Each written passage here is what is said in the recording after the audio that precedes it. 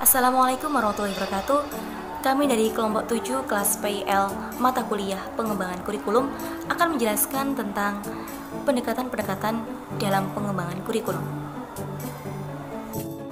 Sebelum kita mengetahui apa saja sih pendekatan-pendekatan dalam pengembangan kurikulum ini, maka ada baiknya jika kita mengetahui apa sih kurikulum dan pengembangan kurikulum itu sebenarnya.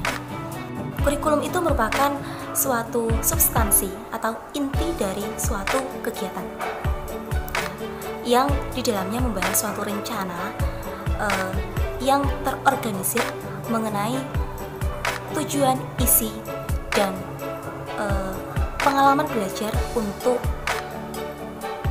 mencapai suatu tujuan tertentu. Jadi jika diibaratkan katakanlah pendidikan, kurikulum ini merupakan inti dari pendidikan. Apa inti dari pendidikan? Nah, di dalamnya itu nanti, di dalam pendidikan itu membahas tentang suatu rencana yang akan dicapai dalam suatu pendidikan itu. Begitu. Untuk pengembangan, ya. Pengembangan ini erat kaitannya dengan perkembangan. Ya. Apa itu perkembangan? Yaitu suatu penemuan ide, baik ide, barang, ataupun metode, yang juga penyesuaian terhadap pengalaman yang telah dilakukan sebelumnya menuju ke arah yang lebih baik. Perlu digarisbawahi bahwasannya di dalam perkembangan ini terdapat kata-kata ke arah yang lebih baik. Jadi diharapkan pengalaman yang sebelumnya itu dapat dijadikan sebagai guru untuk kehidupan kita selanjutnya menuju kehidupan yang lebih baik. Jadi apabila digabung, pengembangan kurikulum itu merupakan suatu praktek kurikulum yang baru, ya, karena di sini sifatnya itu membenahi kurikulum yang lama, menggunakan bagian-bagian yang digunakan untuk memecahkan suatu masalah. Jadi prinsipnya itu pengembangan kurikulum itu merupakan suatu praktek kurikulum yang lama untuk dijadikan sebagai pengalaman dalam memecahkan suatu masalah dalam kurikulum menggunakan kurikulum yang baru, seperti itu. Nah, sekarang pendekatan dalam pengembangan kurikulum itu dapat diketahui sebelumnya. Pendekatan itu apa sih? Nah, pendekatan itu adalah suatu cara yang digunakan untuk memecahkan suatu masalah dalam suatu proses, seperti itu. Jadi kalau di sini dalam lingkup pendekatan pengembangan kurikulum, maka artinya suatu cara yang digunakan untuk memecahkan suatu masalah di dalam proses mengembangkan kurikulum. Dan untuk pendekatan-pendekatan yang akan digunakan dalam pengembangan kurikulum ini ada 6 yang akan dijelaskan setelah ini. Yang pertama yaitu pendekatan kompetensi. Pendekatan kompetensi merupakan pendekatan pengembangan kurikulum yang memfokuskan pada penguasaan kompetensi berdasarkan tahap-tahap perkembangan peserta didiknya. Kemudian ciri-ciri dari pendekatan kompetensi ini, yang pertama yaitu cara berpikir yang teratur dan sistematik. Yang kedua, sasaran penilaian lebih difokuskan pada tingkat penguasaan dan kemampuan merestorasi diri. Nah, dengan adanya pendekatan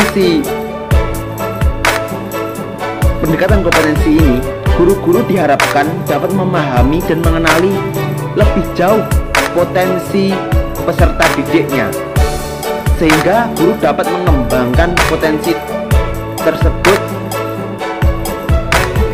dengan maksimal. Dengan adanya pendekatan kompetensi ini dapat menjadi bekal pemahaman mereka peserta didik dalam mengembangkan potensi-potensinya, sehingga peserta didik dapat berkembang secara optimal. Adapun tujuan dari pendekatan kompetensi adalah filterisasi dan pengelolaan informasi dengan timbal balik secara teratur untuk melakukan perbaikan secara berkesinambungan, sehingga kurikulum memiliki mekanisme untuk memperbaiki diri. Sedangkan metode-metode yang digunakan dalam pendekatan kompetensi ini yaitu mengidentifikasi kompetensi, kemudian merumuskan tujuan pendidikan, kemudian menyusun pengalaman belajar, terus menetapkan topik dan subtopik, kemudian menetapkan waktu, dan yang terakhir mengalokasikan waktu dan mata pelajaran. Kemudian pendekatan sistem. Pendekatan sistem ini digunakan juga sebagai suatu sistem berpikir. Bahkan sistem pendekatan ini sudah biasa dikembangkan dalam upaya restorasi pendidikan zaman sekarang. Intinya dari pendekatan sistem ini masih berupa proses meliputi merumuskan, mengidentifikasi strategi pemecahan masalah dan evaluasi. Dari beberapa pendekatan sistem ini memiliki suatu komponen yang memengaruhi pendekatan dalam sistem pembelajarannya sendiri. Yang pertama yaitu komponennya yaitu siswa, yang kedua guru, yang ketiga adalah tujuan pengajaran, yang keempat metode, yang kelima media, dan yang terakhir yang keenam adalah materi, yang ketujuh adalah evaluasi, dan yang terakhir adalah lingkungan pembelajaran. Kemudian ada beberapa manfaat dari pendekatan sistem ini. Yang pertama yaitu adanya pendekatan sistem ini, arah dan tujuan pembelajaran dapat direncanakan dengan jelas. Yang kedua, pendekatan sistem dapat merancang pembelajaran dengan mengoptimalkan segala potensi dan sumber daya yang tersedia. Yang ketiga, pendekatan sistem dapat diberikan umpan balik yang baik melalui umpan balik dan pendekatan sistem dapat diketahui apakah tujuan itu telah berhasil dicapai apa belum, dan hal ini sangatlah penting karena mencapai tujuan utama dalam berpikir sistematik. Kemudian yang selanjutnya yaitu pendekatan klarifikasi nilai. Apa itu pendekatan klarifikasi nilai? Yaitu suatu pendekatan yang menjadikan nilai sebagai tujuan utama atau sebagai tolak ukurnya. Nah, karena pendekatan ini lebih mengutamakan nilai daripada proses, ya, maka terdapat ciri-ciri tertentu. Yang pertama yaitu guru bersifat pasif dan murid bersifat aktif. Maksudnya gimana? Yaitu peran guru di sini itu hanya sebagai pemberi informasi, sekedar pemberi informasi dan juga untuk membimbing saja, ya. Dan dalam proses pembelajaran ini guru tidak terlalu dominan dalam proses pembelajaran, karena yang diutamakan itu adalah siswanya, karena siswa dituntut aktif, ya. Dan guru itu hanya sebagai pengamat saja kalau di dalam pembelajaran. Kemudian karena siswa itu bersifat aktif dan guru itu bersifat pasif, maka metode yang digunakan dalam pendekatan ini itu menggunakan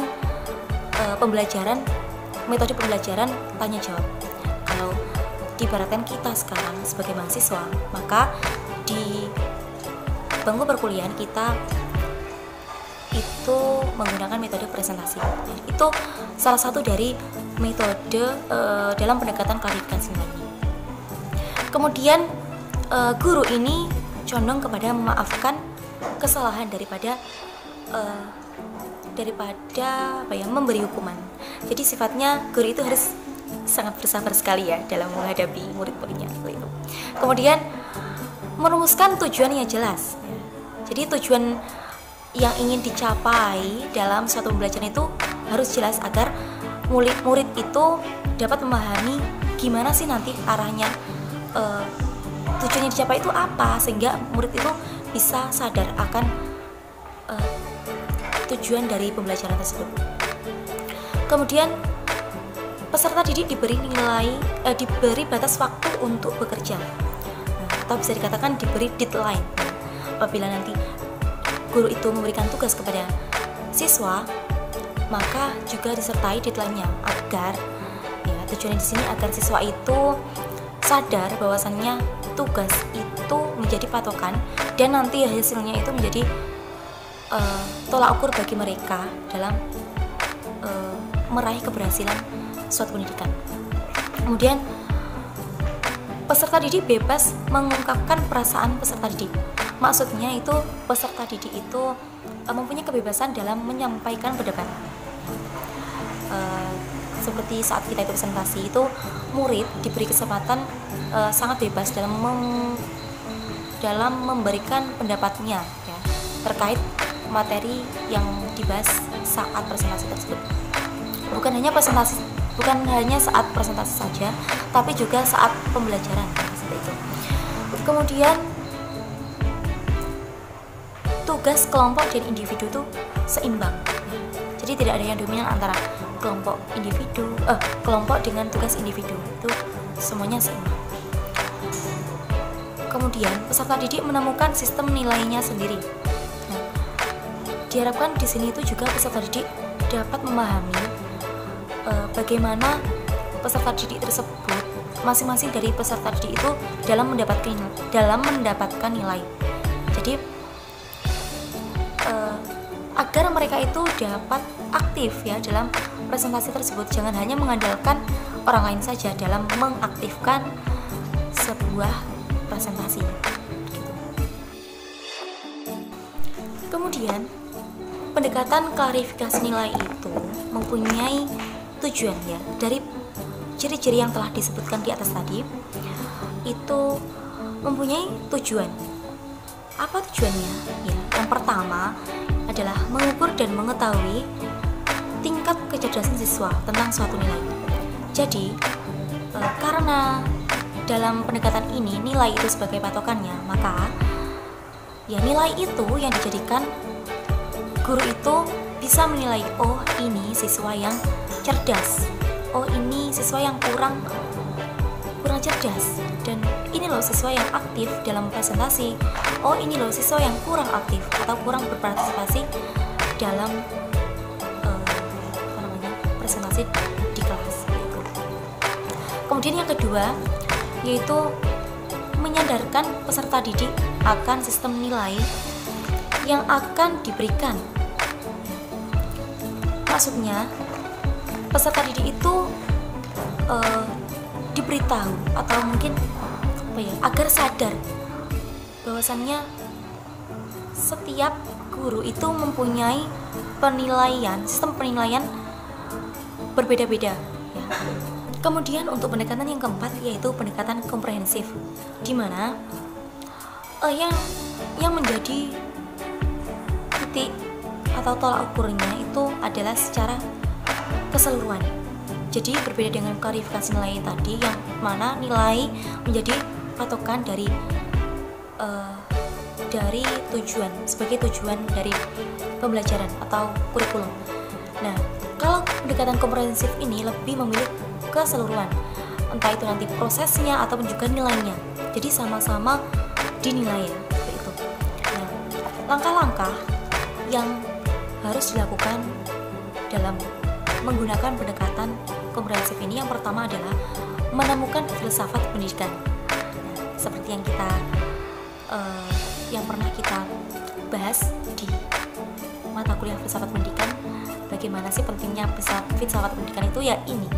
Salah satunya gunanya untuk merumuskan atau digunakan dalam pendekatan kurikulum dalam rangka mengembangkan suatu kurikulum seperti itu. Yang kedua, merumuskan visi dan misi pendidikan. Nah, itu juga sangat penting. Yang selanjutnya yaitu merumuskan target. Target itu maksudnya juga masuk ke dalam visi dan misi ini.